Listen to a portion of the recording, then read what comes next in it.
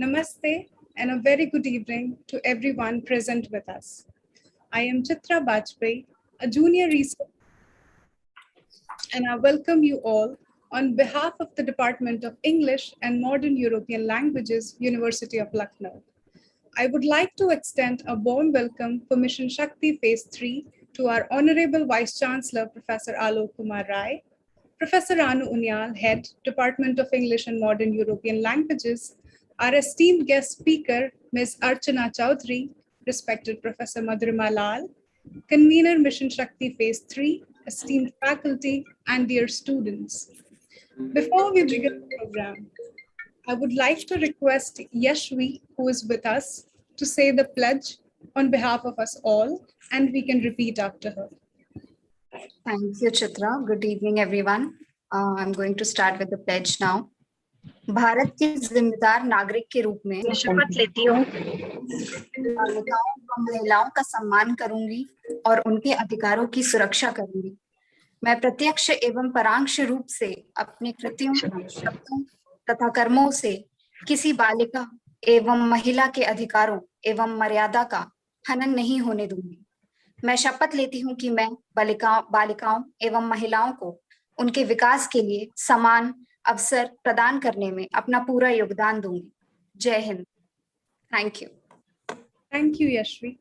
Moving on. Witnessing the rich cultural legacy of female scholars like Maitri and Gargi mentioned in Brihadharanya Upanishad, the idea of empowered women is not something entirely novel to Indian mindsets.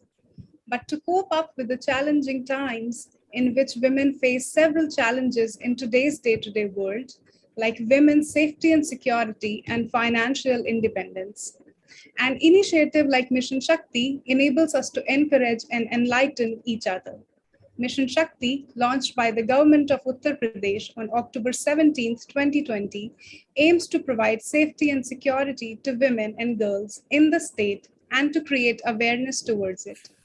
No society or state can become capable by ignoring nearly half of its population.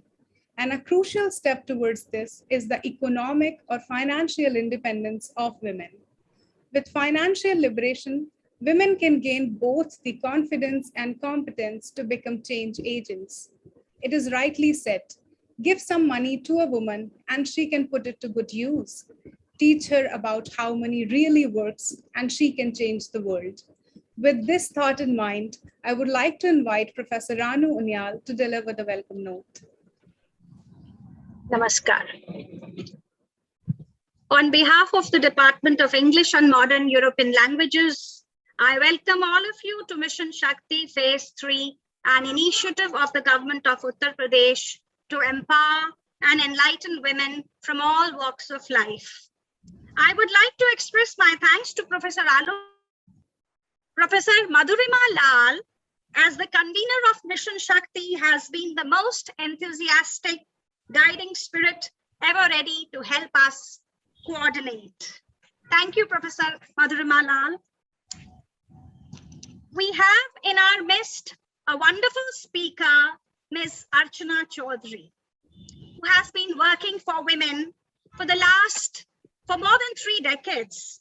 And Archana Chaudhary is currently with IRS, posted as Principal Chief Commissioner of Income Tax, Delhi, and is one of the youngest officer of the IRS 1987 batch. I'm happy to welcome you to this forum, Ms. Chaudhary. I would like to invite all of you to take a pledge, which we've already had. We had a pledge, but then we must promise ourselves that we will work for the betterment of women. औरत, मैं वो शोला नहीं जो जला के राख कर दे, मैं वो आंधी भी नहीं जो तबाही का मंजर दिखलाए, मैं वो बादल भी नहीं जो बरस के नाश कर दे, मैं हूँ एक औरत जो एक नजर से इंतखाब कर दे। मुंह में जुबान है पर चुप है, बोले तो इनकलाब कर दे, उसके भी हाथों में है वो ताकत और दिल में इतनी हिम्मत, अगर वो चाहे तो बदनीयती को खाक कर दे, पर है वो इतनी खुदा के नजदीक कि खुदी को ताक पर रख हर बार आदमी को माफ कर दे. Once again, I welcome all of you to this online session on Mission Shakti. Thank you so much, ma'am, for your beautiful words and poetry. I will now request Professor Madhurima Lal to kindly share her thoughts with us. Thank you, dear. And this is my proud privilege to be in the Department of English and Modern European Languages. And as you all know that this is a government initiative, our Honorable Chief Minister initiative of his way of empowering the women, especially focusing Uttar Pradesh. And he really had made it, because now after crossing 2 phases so successfully, we have now entered into the 3rd phase. And under the dynamic auspices of our very dynamic Honorable Vice Chancellor, Professor Alok Kumar Rai, we all are here to share this responsibility of taking the womanhood, of taking the safety, security, and self-reliance focus to a newer height and to a newer level.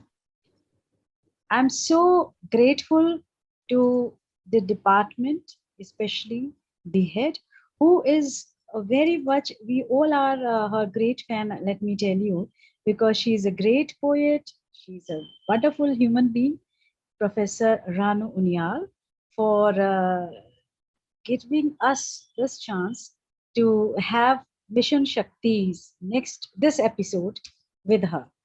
I know that whenever she plans something, she plans it very meticulously. And so on behalf of Mission Shakti team, I express my gratitude to her and the entire department for taking this venture. There are so many objectives, there are so many schemes, there are thousands of things that are being done. And when I was giving this responsibility to take up a Mission Shakti program, I need to focus, because it is a mission. Mission is always time limited, time bound limitation is there. So it is for some 4 months. So I thought, where do I have to focus? And I thought that the focus is on those children who are already an asset to our nation, to the economy, because they are the educated one. So you form that percentage of the total population of our country, which has that asset, which is the real problem to the economy, because illiteracy is the highest level of problem that we are having. And so since you all are a higher education student, so you already are an asset, and then I'm focusing assets. So I need to focus on you, that what can we do for you? Already you are an asset, and you yourself will be doing a lot of things, but I have prioritized that I need to focus on 3 things that we are trying to do. One is your safety, your security. So all those very important numbers that a girl should carry with her, those numbers and the related officials are invited, and we are having a series of lecture. Please do attend each and every lecture because it is for you, for the girl student as well as for the boy students. Then the second will be your health. Of course, it is the primary thing in our life is to maintain your body, your health. So we are having a series of workshops very soon on this, maybe on 1st October, we are having a talk on breast cancer. All those topics which are essential for the girl student to know, and so many things that you should be aware of. So we are carrying that. And the third is a girl must know her legal rights. Rest of the thing, you are in the hands of your gurus. You are being educated. You know everything. I need not tell you, because with Google and with your education, no one can guide you. What I can do is to make you safe and safer. And that can only happen when you attend all our series that we are working for you.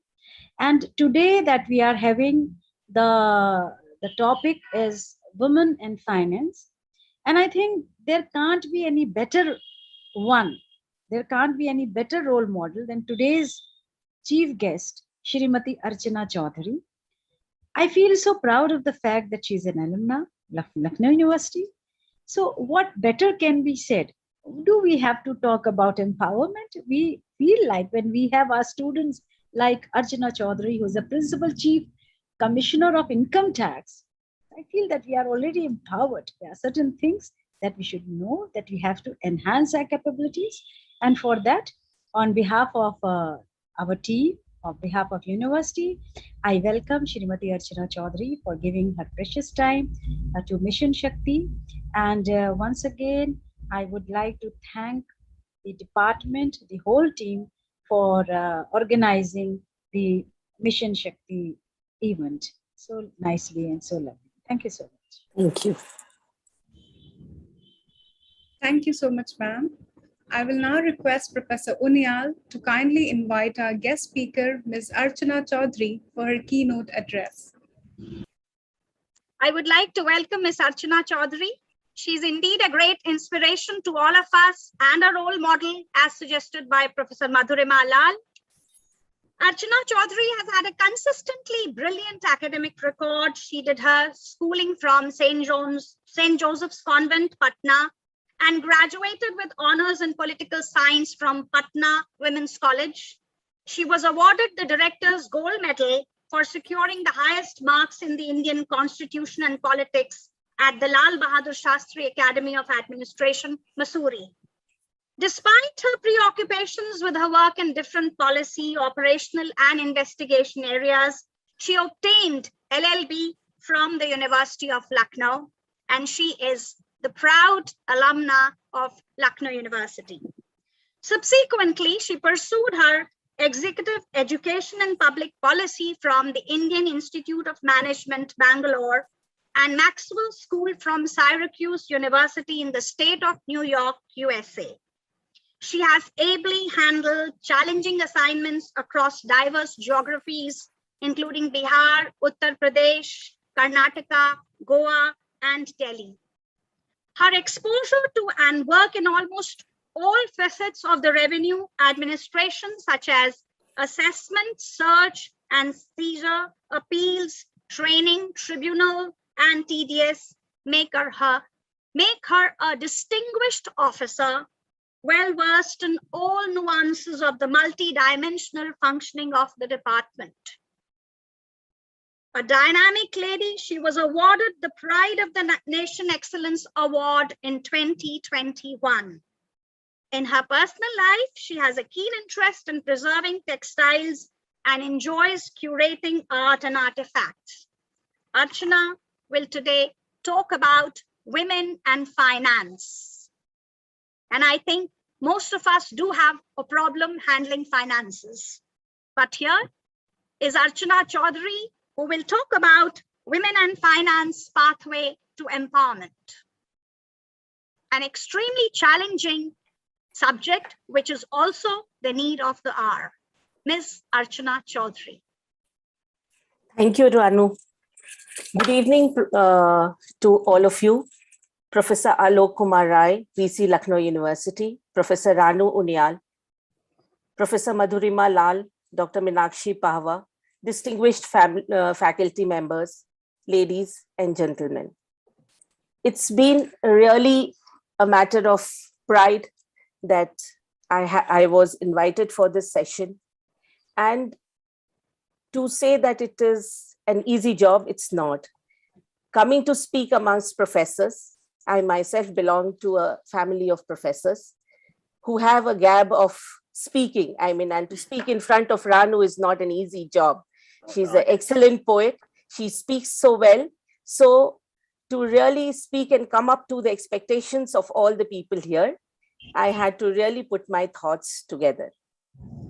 So I would just try to traverse through this entire series with my experience in I would rather say, in an underdeveloped state like Bihar.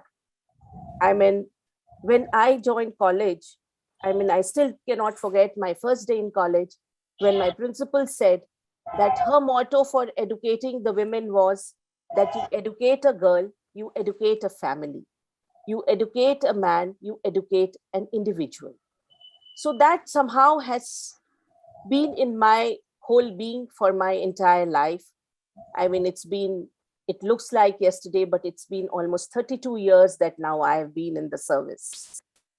So women's empowerment through their financial inclusion is a very tricky topic, is not an easy subject. We see empowered women all over the society. I mean, the few people here and there shows the society that women have empowered themselves and they are being powerful because of their empowerment, because they are in particular place. When we talk of empowerment of women, what appears very relevant today is a quote by a very young girl, Malala Yousafzai. She says there are two powers in the world. One is the sword, the other is the pen. And there is a third power that is stronger than both, and that is a woman. So that is the power of women. Therefore, we have to talk about a world where poor people, especially women, are empowered to capture opportunities and build resilience through financial services. Without fully including women, we won't be able to solve the problem of poverty. We won't be able to solve the problem of financial inclusion, and extreme poverty and can be removed only through inclusion of the women in the financial sector of the society. So let me try to place the position in the proper historical perspective. Historically, socially, we know that women have always been in a position of disadvantage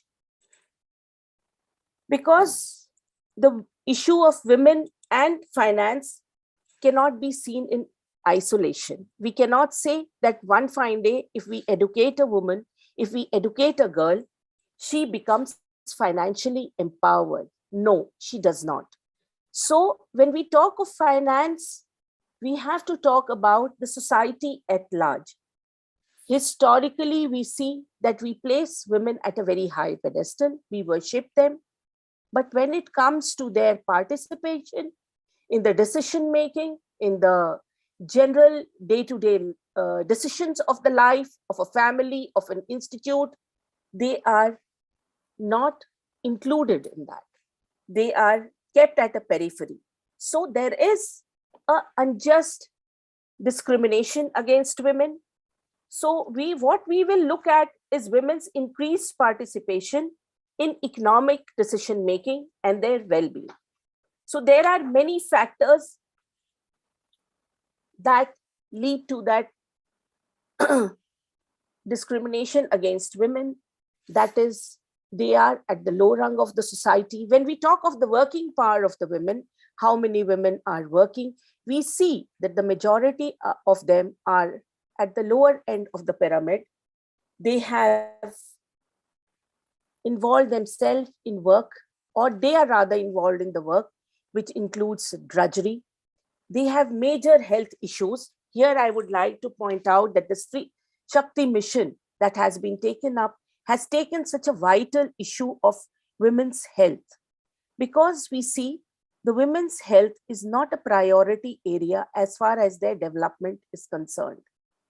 We take certain things about women's health for granted, like the childbearing, the changes that happens in a body after that, her poor hygiene, so many things. So that way, I think the focus is right, that we are talking about women's health.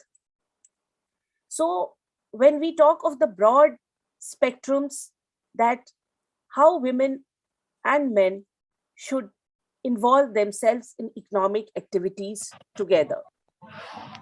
So in one of the conversations once, Hillary Clinton said that in country after country, women have demonstrated that when given the tools of opportunity, education, healthcare, access to credit, political participation in legal rights, they can lift themselves out of poverty. And as women realize their potential, they lift their families, communities, and nations as well. Further, all of us are aware of Melinda Gates, the amount of philanthropy she does, and the way she involves her in upliftment and empowerment of women and their health and their growth. So she writes in her book, and she says that how long it took her to realize that empowering women was the single most powerful lever for improving the lives of all human beings. But eventually, she says that the primary causes of poverty and illness are the cultural, financial, and legal instructions that block what women can do and they think they can do for themselves and their children. So here we have to pause for a moment and we have to understand, what does she say? Even where women earn money, they are financially independent. But does our social, cultural milieu really empower them to take decisions? No. Even now, I think it is a big no. Most of the places where they earn, they are really not empowered to spend it the way they want, or they are not, even if they spend, they are not the decision makers how it is spent. Their frugal income goes into day-to-day living, day-to-day existence, and they are not real decision makers for any investment, for saving for a rainy day. So women's economic empowerment is just as entangled in social norms around health, education, family planning, and childcare responsibility as it is around issues of how women earn a living and maintain control over their resources. So the financial inclusion community can use technology and financial services to help such complex problems of how women can be more financially empowered or have more control over their own income. When I say more technology, how it can be done, so there are various measures that has been taken by the government. We see lately the government has been making many schemes where the women are being included in opening their bank accounts or in Jan Dhan Yojana and all these things. But still, I feel that we must see to the fact that the technology should be more oriented in a way that they are able to empower, rather make the women strong in making decisions. There has been changes in the status and role of women, but we can still see that the gender mainstreaming continues and the women suffer from diverse deprivations from kitchen to keyboards, from cradle to the grave across the nations. In the society at large, there are still the gender fights that are going on for the women to get their share of place. So women face structural and entrenched barriers. A World Bank report demonstrated that societies that discriminate on the basis of gender lead to greater poverty, slower economic growth, weaker governance, and lower living standard for all women. The gross underrepresentation of women is reflected in several areas of employment, like police, judiciary, law, and top levels in administration and the corporate ladder. The correction of this situation requires focused intervention targeting education, training, health, nutrition, credit, employment, financial support, and legal safeguards. Investing in women's capabilities and empowering them is the surest way to contribute to the economic growth and overall development. While constitutionally the equality of women is a fundamental right, Gender inequality is common, particularly in rural area. Limited access, usage, and quality of banking services hampered achieving gender equality at household and society levels. This makes it difficult to enhance economic productivity, improve development outcomes, and makes institutions and policies more representative. True, there are some striking cases of breaking the glass ceiling in India, as indeed the world over, but as one swallow does not make a summer. In fact, of some women occupying top positions does not make the development process broad-based, equitable, and inclusive. Clearly, much more needs to be done. In standard economic discourse, money has three main functions. It is a store of value, a unit of account, and a medium of exchange.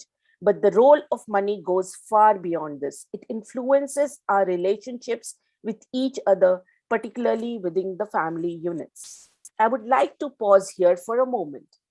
A person who has control over the finances in the family is the person who controls the decision making of the family. Therefore, we will have to pause for a moment and think whether the women are having control over the decision making, over the finances. Are their finances being handled by someone else?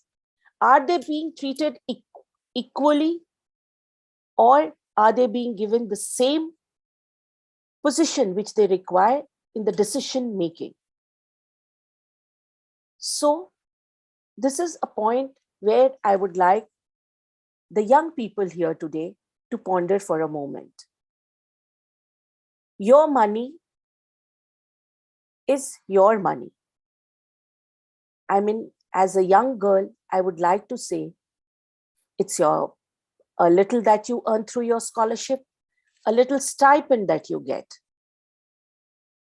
Think over it, that is a tool of empowerment in your hand. And before you spend out of it, think of the old age saying that goes.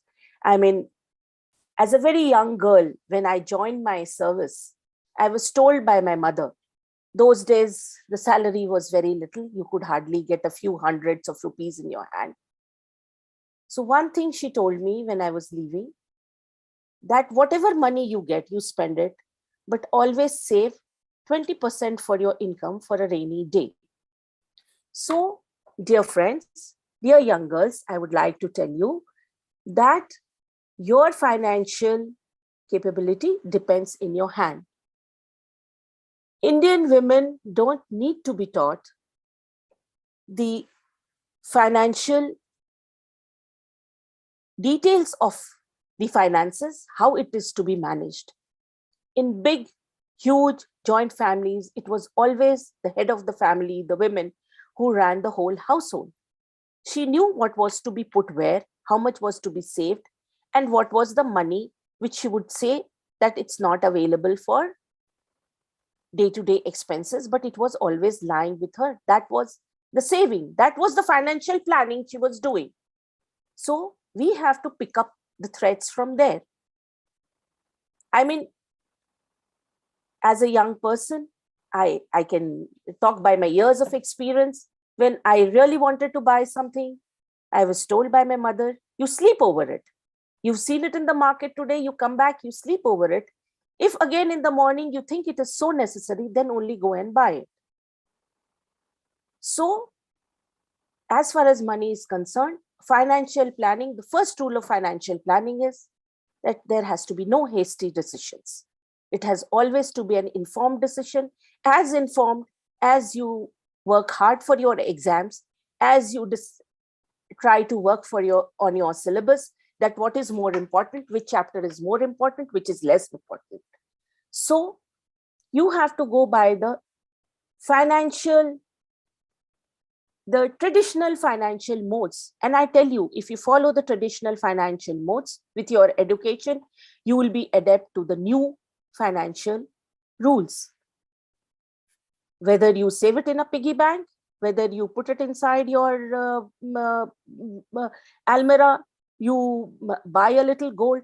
These are all the instruments of financial saving. You may call it stocks, you may call it mutual funds, you may call it SIPs, you may call it fixed deposits.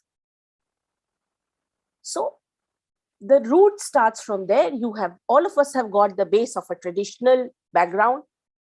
We have a great traditional background where women traditionally have been at the helm of affairs. They have been managing finances in India.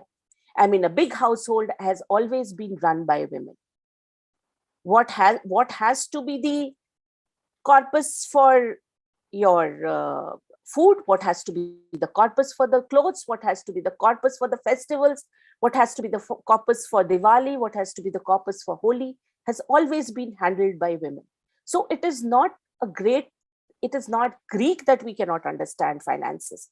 The first thing which I come across when people meet me say that income tax is so complicated, it's so difficult to understand it. All of us are educated. Anybody, any simple person who has studied, who has education, can read a few things on the net. Things are very, very friendly. You'll be able to understand it. So finances is something which we have to understand, and we have to really understand it for the benefit, because if I benefit, I'm able to benefit myself, I'm able to benefit my family. So it is quite clear that if a woman doesn't have control over her resources, she really has very little control over her life and her choices. A core aspect for women's economic empowerment is that she should have total control over her resources. That is why everyone in the financial inclusion community needs to pay attention to gender, no matter their area of expertise or focus. While there are many different theories of change for women's economic empowerment, most of them involve three broad elements: access to income and assets, control of and benefit from economic gains, and the power to make decisions. If women are empowered to take chances, aspire to greater opportunities, and manage downside risks for themselves and their families, then they can take more control over their lives. At the basic level, the way I think about all this is that to overcome barriers and reach for new opportunities, it is helpful to have metaphorical ladders to climb. The rungs of the ladder might be resources, skills, or networks, things that help us seize opportunities. But we also need a firm floor to stand, and ladder on which is where the resilience tools like social safety nets, savings, and insurance come up. They help us keep our balance when we hit obstacles and bolster our confidence as we climb towards opportunity. But knowing that the ladder is steady also helps us climb. In this respect, social solidarity groups and role models can play an important role. If you've been told your entire life that you can't do certain things, it can be very powerful to see someone like you achieving goals seem out of your reach. So, since this whole mission has been taken over by the university, by the Department of English, I urge them that we have to provide that base. It's a suggestion, we can have sessions for students, we can call experts who can speak about small saving things to the students and tell them the importance of savings and importance of finances in their life. And everybody should have the opportunity to decide for themselves. So I would say that by shifting all the levers within our reach, we can improve the chances that we will collectively level the playing fields in way and improve the lives of women. So there are many strategies that can be taken care of, and that is being taken care of by the government. But I think the government missions are more successful if it gets a societal help. If people at large, if I'm able to help to underprivileged women, uneducated women open a bank account, explain her about the government initiatives, what are there for the women. I think I have done my job for empowering that women. So empowerment of women is not only opening a bank account, it is about educating a woman about a bank account, about the benefits that she can get about from the various schemes, about the insurance that the government has initiated, about an account for the education of her daughter that can be done, about the a scheme where a girl can get some money for her education. So this is the empowerment of the underprivileged gender. There has to be a sharper focus on transformative attempts focused on ensuring that women earn enough, access education, care for the family, and plan retirement. This is a tall order. It requires coordinated and concerted financial independence and literacy attempts. But we know, with the kind of people who are now at the decision-making levels, the women who are at the decision-making levels, it's not something which is unachievable. All of us can together achieve this, and we can empower the women. Making women a focal point of development strategy and trigger sweeping changes is challenging. Banks provide need-based startup finance by way of term loans to establish new enterprise. But simultaneously, we must focus on agencies that can educate the women about the basic schemes of the banks. There are delivery channels other than regular branches and special credit schemes to enhance their participation of the women and improve their lives. Such pioneering rural finance intervention objectives are sought to be achieved by empowering women and gender mainstreaming. More specifically, this provides an accent on education loans, streamlined credit operations, and delivery system, including credit accessibility. Development coordination requires equal pay and training to break the glass ceiling and strengthening the innate resilience of women. This necessitates synchronized by all stakeholders in the development process, including the society at large, government, educational institutions, voluntary agency, policymakers, and women themselves. Accordingly, we must now go beyond the ritualistic tributes and effect a mindset change because of the deep-rooted prejudices against women and scale of the problem. I am confident that we can and we must do with this with a sense of urgency. But the multi-dimensional issues of access to income and assets, control of and benefit from economic gains and power to take decisions requires active participation of all stakeholders in development process, including the society at large, government, education institutions, premier technological institution, voluntary agency, policymakers, and women themselves. So we have to do a lot of hand-holding. All the women have to come together. We have to create an environment where we are in a decision-making situation.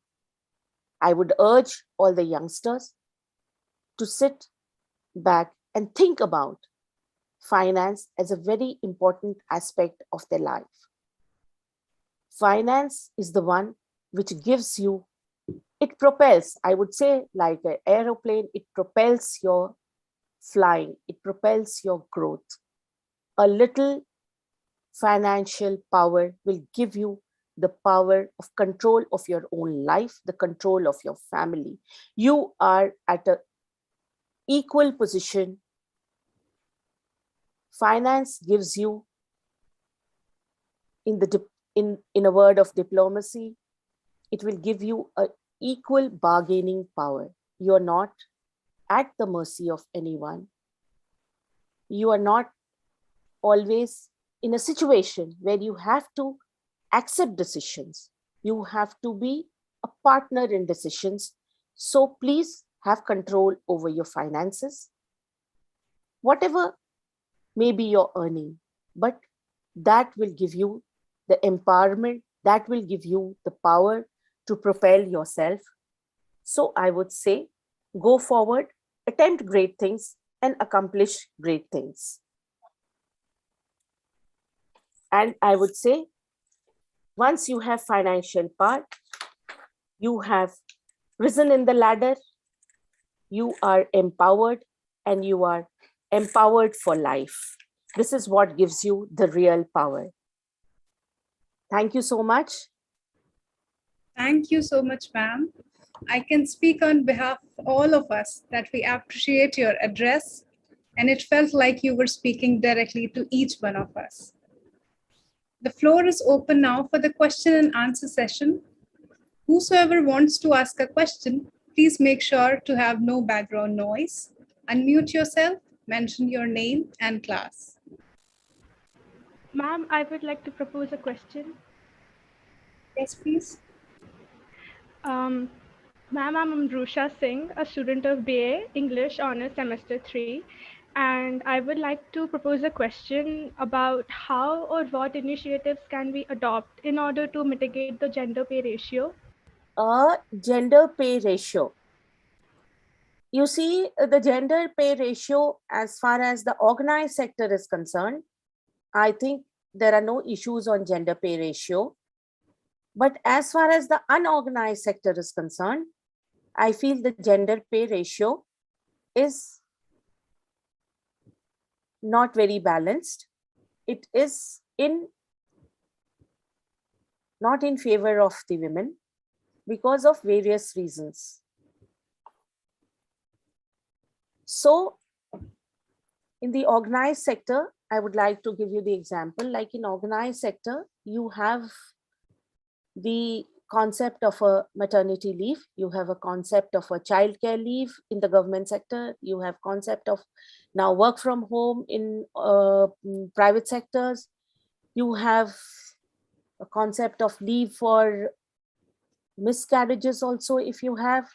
But as far as the unorganized sector is concerned, where people work on a daily wages, this is something which is very, very against the women, because it's on daily basis. And if you are not well for a day, if you are into your menstrual cycle, and if you are not feeling well, you'll not go to work. So there'll be a pay cut. So that is what I wanted to say in totality, that the health, the total social milieu has to be seen as far as this gender pay and equality is concerned. It is a very welcome move that in many places now, but it's still in the government sector, it has not moved to the unorganized sector, even in private sectors, where they are giving period leave to girls. Women, for 3 days, for 2 days in a month, you get a period leave because those 2 days you are incapacitated to work. This is, I would say, this is a great change in the mindset. So being in position of power, people in policy making, this is the place where we have to push these issues in the unorganized and in these sectors where the women are greatly disadvantaged. That will come out of education, that will come out of organized, say not, I would not say unions, but organized people taking up, organized someone who takes up an organization to look into the women's health and pursue it and say that it is right for a woman to get a period off, to get a few months off when she's in the childbearing stage, when she's delivered a child, or when she's feeding a child. So these are the changes that needs to be taken. The reality of the pay gap is there. And that is what is my whole contention, that all of us, people who are working, people who are studying, girls like you who have the advantage of coming to an university to get the good education, all of us can help, all of us can really make a change. Thank you so much, ma'am. Do we have another? Ma'am, may I propose my question now? Sure. Please go ahead. Ma'am, like most of the societies do not value women economically or financially. They're undervalued and they are supposed to be kept under the thumb. And that is very little to do with women and more to do with men. So my question was, how should the men, the male gender, be responsible or integrated into the process of, redistribution of financial power in the society, in the system? I would say that you start it with yourself. You say every person, every man, every individual, a son, a husband, a father, has to start involving the women in the decision-making process of the family. Maybe financial independence for women does not mean that she only earns money and gets home. Let me tell you, if we evaluate it in economic aspect, a housewife, a woman who stays at home, you have to really calculate the kind of man hours she puts and how can it be termed in the financial terms, how much money it is in financial terms. So just to say, I mean, I'm myself a working woman, but it is very derogatory to say, oh no, you know that lady, she's just a housewife. What do you mean by just a housewife? She's a homemaker. She's doing a very important job. I mean, I can afford it. So I keep a nanny, I keep a maid to look after my child. There is someone who can't afford, she doesn't have a family help. How the society, the general government sector, everything at large has not made us so well equipped that we are happy leaving a child in a creche or in a place. So she has to perforce leave her job. So that does not mean that she's not contributing to the financial kitty. She's not contributing to the society at large. So it's a question of more of the mental makeup, how men perceive it. It's as much the change in society has to be looked into by men, by young boys who see what is the contribution of the women. A woman is working doubly. So that is how it works. So it needs everybody's participation. It's a change of mindset. That's why I said that the women's empowerment, women's financial growth can't be seen in isolation. It has to be seen within the total social milieu. How the society treats a woman, how the society perceives growth of a woman. Thank you so much, ma'am. I hope that this covered for a lot of questions in our people's minds. Now, I would like to invite our students to make presentations prepared by them. First, we have Akanksha with us. Good evening, one and all. I'm here to talk about Virginia Woolf's seminal essay, A Room of One's Own. A Room of One's Own was one of the landmark texts in feminist literary discourse and was published with the intent of bringing about a social reform. The main argument of the book is women's education, which shall lead to financial independence. She brings in aspects of Marxist feminism to showcase how one, especially a woman, needs to have money and resources to be in power. Since education was only for men, only they are employed and have an upper hand in the society through knowledge and power of money. Women are thus systematically sidelined and kept as an other to men. In her own words, a woman must have money and a room of her own if she is to write fiction. The room is nothing but a personal space where she will have freedom from the shackles of patriarchy. According to her, centuries of prejudice and financial or educational disadvantages have finally led women to be in a position where they are now. She has been purposely made to neglect her creativity in order to justify the fact that men deserve everything and that they are superior. She impacts the reader's mind by celebrating works of female writers such as Jane Austen, George Eliot, Bronte sisters, Anne Charlotte, and others who realized the power of their pen and started earning their living in a male-dominated society. She also says that great minds are those which are androgynous, that is, a combination of the male and female sensibility. Only these minds can lead to personal and societal growth. She wants to make us aware of the fact that intellectual freedom and financial freedom are interdependent. Though she has a precise conversational style, she leaves a long-lasting imprint on the reader's minds. She was a pacifist and humanist who became an inspiration for many women to carry on with their creative endeavors. I quote, "So as long as you write what you wish to write, that is all that matters." Unquote. Thank you. Thank you, Akanksha. Next, we have Adiraj with us. Good evening, respected teachers and dear friends. I'm here to highlight the plight of a woman in a common household. English Winglish is an extraordinarily simple yet profound story of a woman's journey to self-actualization. The spectacularly unassuming protagonist, Shashi, played by Sri Devi, is the quintessential homemaker who belongs to an upper middle class household that has all the privileges, often only dreamt of by the majority of Indian women. But mostly within such a domestic setup, one can easily find subtle traces of tongue-in-cheek, gaslighting instances where the women of the house is frequently made to feel smaller by her own family members.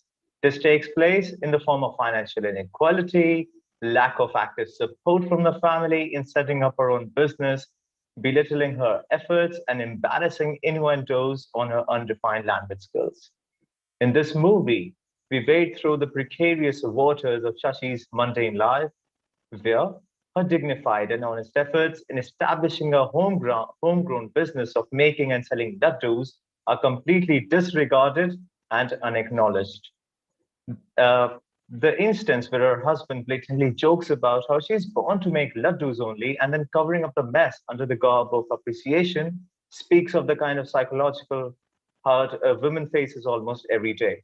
Shashi's eyes and gestures become the mouthpiece that expresses her feelings and turmoil and intensely highlight the inner struggle she fights every day to smile and toil selflessly for her family. The guilt she feels on realizing the neglect she has let her family suffer because of her determination to learn English brings out the socially ingrained ideology where women are held responsible for the wreck in family systems. It is through Shashi we are made aware of the fact that even a fine class and a financially sound family will not acknowledge a woman's effort unless she takes the lead herself for the change she wishes to seek in her life. Thank you. Thank you, Adiraj. Next, we have Arohi with us. Arohi, the floor is yours. A woman is the full circle. Within her is the power to create, nurture, and transform. I owe my greetings to one and all present here. I would like to reflect on the fact that when we talk about women and their struggles, most of the time we are talking about that one defining moment where she overcomes all the odds or a sudden heroic move on the said women's part in her story. But this does not hold true for all of them. Sometimes whole life is spent, but they could not break the vicious chain of their miserable life owing to social pressure or even their lack of initiative to turn things around.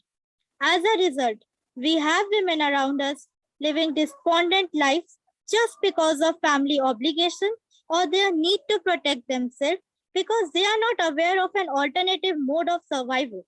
But this no way means that they are not fighting their battles within themselves. They are surviving against all odds of life.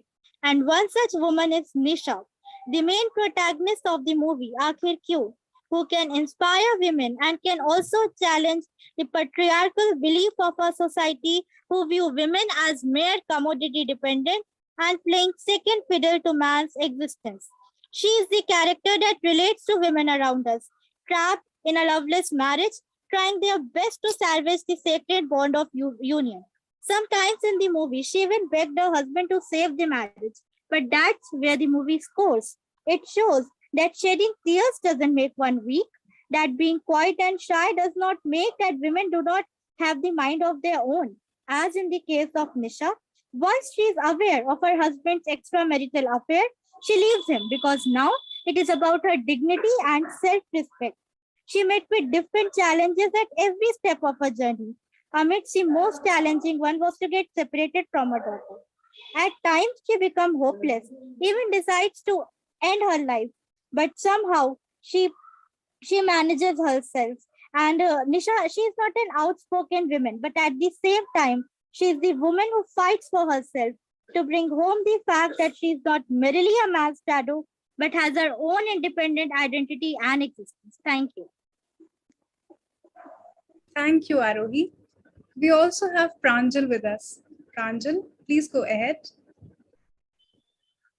Good evening to everyone. I am here to talk about Savitri, the protagonist of Mohan Rakesh's play Aadhe Adhure. The era of 1960s experienced a new phenomenon of the working woman. The women started to become aware of their greater truth and purpose.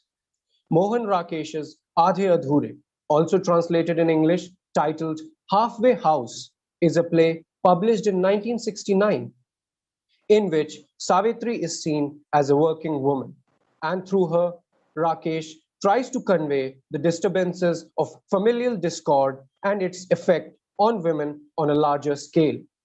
With the desire to look for completeness, the protagonist, Savitri, is the center of this drama. Savitri seems like the alienated individual groping in pervasive meaninglessness. She is frustrated and vexed at her familial relationships and just works complacently to establish her son and herself for a better suited life. She goes beyond her limits to realize the dream of a stable life for her family, yet ends up in the state of being Aadhe Adhure, as the title goes. She desperately tries but fails when it comes to emotional sustenance. With no family member being supportive, she ends up with an emotional agony which derails her. Through the character of Savitri, Rakesh depicts the predicament of a rising new woman who has dreams and aspirations, and she vows to fulfill them no matter what. Thank you. Thank you so much, Pranjal.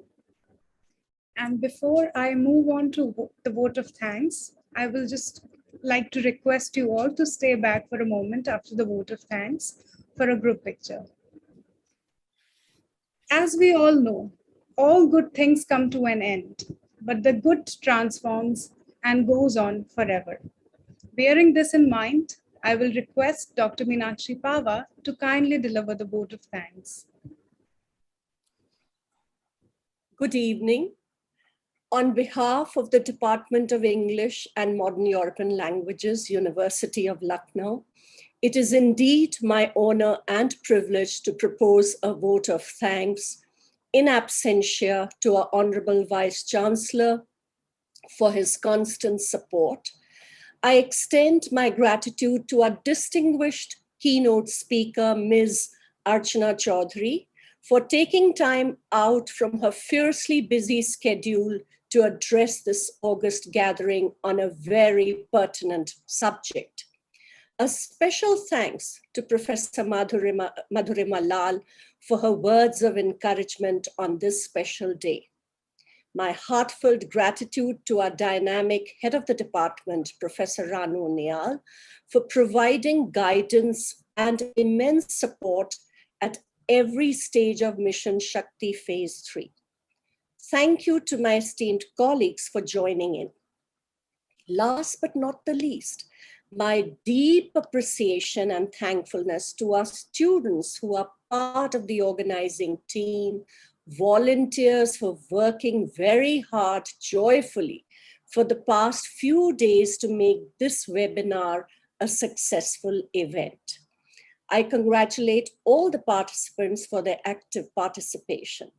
Thank you everyone once again for making this webinar a great success. Thank you. Thank you so much, ma'am. I would now like to request you all to kindly switch on your camera for the group picture. And the last one. Thank you so much. Thank you so much, everyone, for joining. Thank you. Thank you. Thank you. Thank you, ma'am. Thank you. Thank you so much. Thanks a lot. Thank you, ma'am. Thank you. Thank you, Dr. Pava, for having organized this beautiful event today. Thank you. Thank you so much for all your support. Had it not been for that, we wouldn't have come so far. Thank you.